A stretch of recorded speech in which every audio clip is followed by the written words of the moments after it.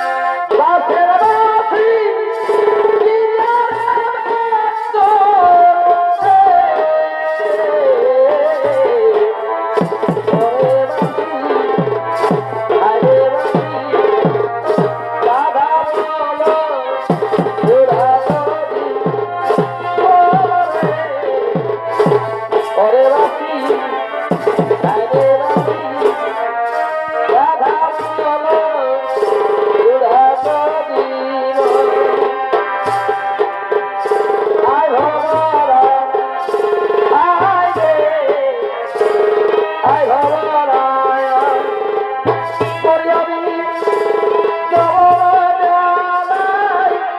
করি আমি জবরায় আয় ভবরায় আয় রে আয় ভবরায় তোমার তোরে মধু ভরে আমি রেখেছি আমি রেখেছি আয় ভবরা আয় রে আয় ভবরা জানিয়া প্রেম तेरी राती और पगले चलो राती गो जानिया पे मेरी राती और पगले चलो राती गो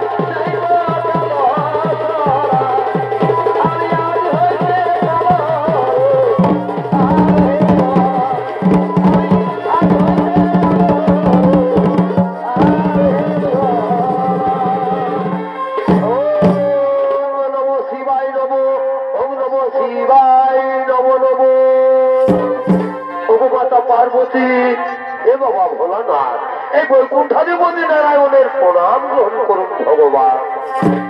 ওম নমো নারায়ণাই নমো ওম নমো নারায়ণাই নমো নমো। হে বৈকুণ্ঠাধিপতি নারায়ণ দেবী পার্বতী ও দেবাদিদেব মহাদেব তোমার চরণের শত কোটি প্রণাম জানাই ভগবান। বলো বলো ভগবান কি কারণে কৈলাসেতে করেছ আগমন? খুলে বলো তোমার মনের কথা, দূর করো আমার বিচলিত মন। দেবাদিদেব মহাদেব এই স্বর্গমর্তন সাধন ত্রিভুবনে যখন যখন মেরেছে অসুরদের অত্যাচার, তখন তুমি হোক বা আমি সেই অসুরদের মেরে তাদের অন্যায় অত্যাচার ও শান্তিকে দূর করে শান্তির প্রদীপ জ্বেলেছে। কিন্তু হে ভোলানাথ আরেক নতুন অসুর হয়েছে সৃজন। সে মহা বলবান মহা মায়াধর, সে দেব দৈত্য নাগ নর সকলের রূপ ধারণ করতে পারে। এমনকি সে তোমার পর্যন্ত রূপ ধারণ করে সমস্ত দেবতাদের প্রতারণা করছে। বলো বলো মহাদেব কে সেই অসুর, কিবা তার পরিচয়? হে অন্তর্যামী নারায়ণ তুমি তো সবই জানো। ওই অসুরের দ্বারাই প্রকাশ হবে দেবী নকুলার মাহাত্ম্যের কথা। দুষ্টমতি কুলাঙ্গার ভণ্ডাসুরে মায়াযজ্ঞ থেকে হয়েছে তার জন্ম, নাম তার নাগাসুর। হে প্রভু নাগাসুরের মৃত্যু ঘনিয়ে এসেছে। নাগাসুর আর নকুলার হইবে ভয়ঙ্কর যুদ্ধ, সেই যুদ্ধে নাগাসুর হইবে নিধন, দেবী নকুলার হবে জয়। আর সেদিন থেকে পৃথিবীর সমস্ত প্রাণী জানতে পারবে দেবী নকুলার মাহাত্ম্যের কথা। হে নারায়ণ দূর করো বিচলিত মন, আনন্দ বলে বৈকুণ্ঠ ধামে করো গমন।